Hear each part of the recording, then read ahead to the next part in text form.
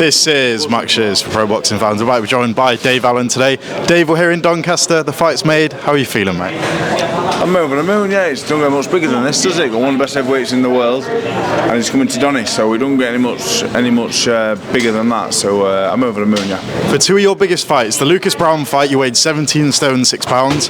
For the Nick Webb fight, you was 18 stone 6. Are you going to be somewhere in between there? Where are you going to be? 17 stone 10, 17 stone 12. Is this the hardest test of your career?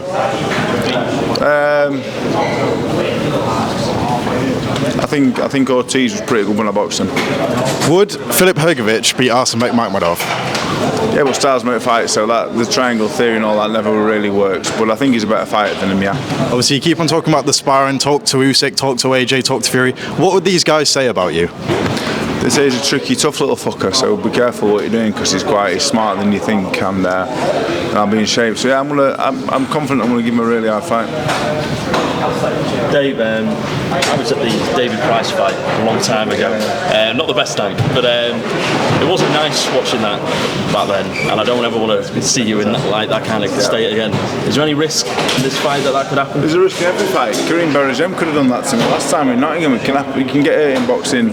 Max Shears will get hurt sparring Calvin if he wants to do it. Do you know what I mean? So boxing is a dangerous sport. It can always get always get hurt. But I'm not thinking about that in this fight. Not at all. I'm thinking about winning the fight. I'm not. People say it's a mismatch. On paper, I can see why you would think it's very one-sided. But I'm not concerned. I boxed Tony Oka, Luis Ortiz, Dylan White. Look at our box. Look at all of them. I'm not scared of Filip Hrgovic. A long time ago, you were in talks with Frankfurt, Daniel Dubois. I think Eddie told you not to take him. Is it nice to finally be working with him? Yeah, I'm still signed to Matchroom. I'm still a Matchroom promoted fighter. Still got to pay a deal to box on the show. So yeah, so I love Eddie. I love Matchroom. I love Scott Hamilton, Darren, all the people that work on the team. They're my mates. So. But it's good to work for Frank Hall of Fame promoter. Good to work with these guys, and they've only got it over the line, so I'm very grateful for it.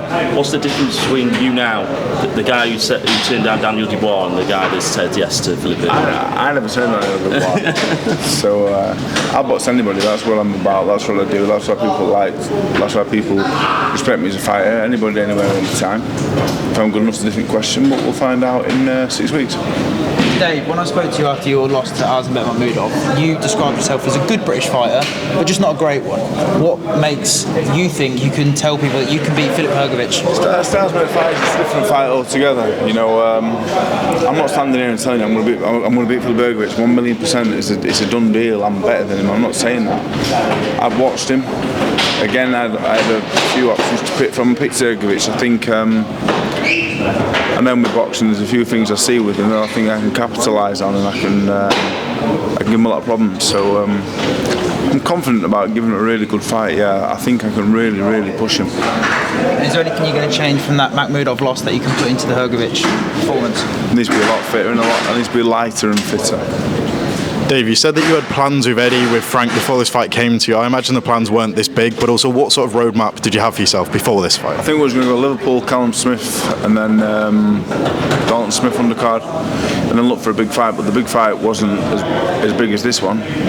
This wasn't on my radar. I wasn't expecting to box one of the top 5, even the top 10, even the top 20 really. It was an 8 or 10, then a big fight, which hopefully would have been the British title. But this came up, and it's too big an opportunity and too much money to say no.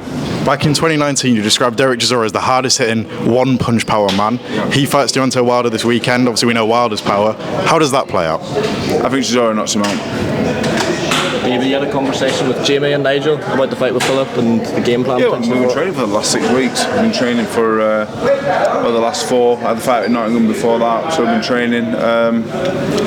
Yeah, we all expect to give him a run for his money. Yeah. None of us are saying we're odds-on favourites or nothing. We know we're big underdogs, but I like that. I think it brings out the best in me, like he did in the Brown fight, like he did in the official one. So yeah, we're confident we're going to give him a good run. Yeah. What do you think of the timer at the weekend? Yeah, I don't want to box him. I don't want to box Itauma, no.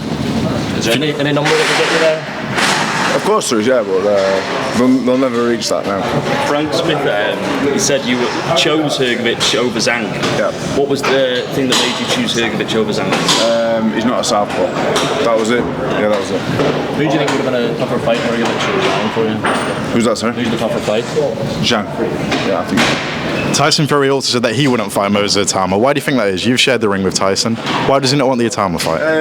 Tyson has been the last 15 years, 10, 15 years. Post Klitschko, he's probably the second best after Usyk.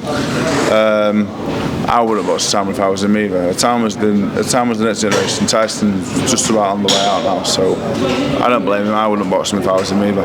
If you were managing Moses, what would you like the next step for him to be? He said Hrgovic. Hooney if he beats Clark or Hrgovic. I thought Hrgovic was a perfect fight, but he's stuck in Donny, so yeah, sadly he can't do that. I think he could beat Usyk. Itauma? Yeah. I bet Usyk a big favourite, obviously, because he's proven, but he looks capable of beating anybody, really. Dave, if you do lose this fight, I don't want to tempt fate, but do you see yourself going back to the British title shot level? I've got a comeback fight, yeah. I'll keep going until I'm 74. The best of Dave Allen will still be yet to be seen when I'm 74, probably, but yeah, I've got some comeback fights planned. I'm at a point now where I don't need to box anymore, but I love boxing. I don't really know anything else. Do you think Hrgovic is overlooking him? Yeah, but he's already told me he is. Yeah, he already told me, yeah. So I won't do that, you big handsome man. Yeah, he's a handsome guy, you know. Do you think? Can't believe it. I was shocked. Me. Well, I was shocked. Yeah, but looking at me, I was gutted. You've always spoke about kind of having a hometown moment. In terms of the future of Doncaster boxing, there's a lot of people on the undercard that you train and manage. Yeah. How special of a moment is it for you to not only headline but have them on the undercard as well? Yeah, I'm so proud. Yeah, I've got 4 fighters that train and manage on the undercard. This show wouldn't be happening without me. They're getting this chance. Yeah, I'm very proud of it, and yeah, I'm just looking at Liam now. Can't believe Liam's on the box at done a football round. It's mad. You know, Keenan's trained 18. Joe's on. This will be Joe's second time though, but this is a big show. So I'm over the moon with it, yeah. What else are you wanting to get out of your time left in boxing? What, as a fighter? Don't know really. I was happy 5 years ago really. I'd landed there 7 years ago next month. I'd landed there 2.5. I feel a lot then, so I just keep going and going. Whatever happens. We lose or draw. I don't let anything really get me down anymore. So I'm up for anything. Dave, and I find it a bit disrespectful when Filip said up there, how the F has this guy bought a house from boxing? Did he say what, sorry? He said, how the F has this guy bought a house from boxing? I live in Donny. The average house price when I first bought an house was about 80 grand, so it's not as impressive as buying one down London, like, or where you live. So so yeah, it's yeah. I don't think they're as expensive as he probably thought they were. No. Dave, by the 5th round in his fight with David Adelaide, Filip Hrgovic had thrown 277 punches. How do you counter that? How do you beat that output? I didn't know that. It's a lot of punches, that. But yeah, I'm not the best fighter in the world. I'm not massively powerful. I'm not massively anything, but strong, very strong, tough and clever. And the combination of them 3 things, being fit, I'm hard work for anybody. Heavyweight, if you're tough and that, you can go around and you can make people miss. I should have beat Mammadov. Definitely should have beat him. I'm gutted looking back at it because I felt like I should have beat him. Could have beat him. With Hrgovic, I'm good enough to give any heavyweight a good fight. Sparring Leo Tang, what does that give you? What are you looking for? Is it the movement? Is it the speed? What does that sparring give you? Give me a fucking sore head probably, but yeah, speed. He's a big athletic guy like Hrgovic, a lot of speed. It helps me in my experience. It'll bring him on as well, so it's good for us both. He says that he's going to be moving a lot in the fight, obviously not something that you particularly like. What are you going to prepare for the most heading into your fight with him?